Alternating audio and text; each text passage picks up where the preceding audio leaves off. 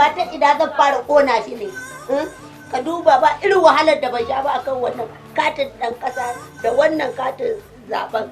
Ba irin wahalhalin da ban sha ba. Amma har yanzu ban zaɓo na gari ba. Allah ko da zai yi risho zan ɗauko. Ko in je cikin wuta.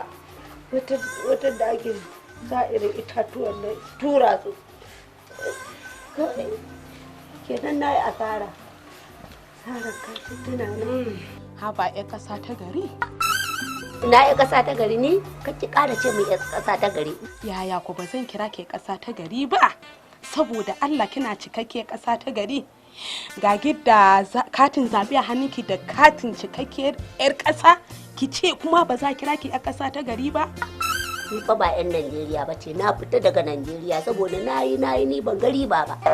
Saboda haka ban san wa zan zaɓa ba, gwara in je in ƙona shi in huta. Ki kwantar da hankalinki. Duk wani koke-koke da wani ɓacin rai da wani tunani wannan ya riga ya kau, wannan lokacin ya wuce. Albishirinki. Koro. Ina Ahmed Sani Yariman Bakura. Wanda ya taɓa gwamna a Zamfara shekara 20 da suka wuce. Wanda ya ƙaddamar da shari'a musulunci a Najeriya.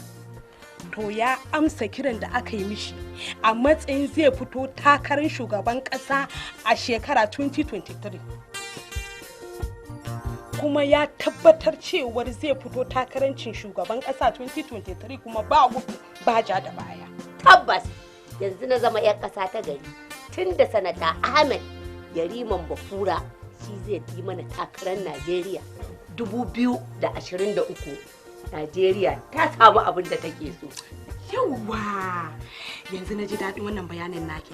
To abin da nake so da ke saboda wannan takarar nan da ya amsa ya amince kuma zai fito takarar nan na shugaban ƙasa 2023 kuma ba gudu ba ja da baya, don haka kin ga wannan katinki na zaɓe ɗin nan da kuma katinki na matsayin ke cikakke 'yan Najeriya ce 'yar ƙasa ki je ki adana su. Adanawa ma yanzu na aso ma adana su. Yawwa! Wallahi na gode miki da kika fahimtar da ni. Yariman Bakura.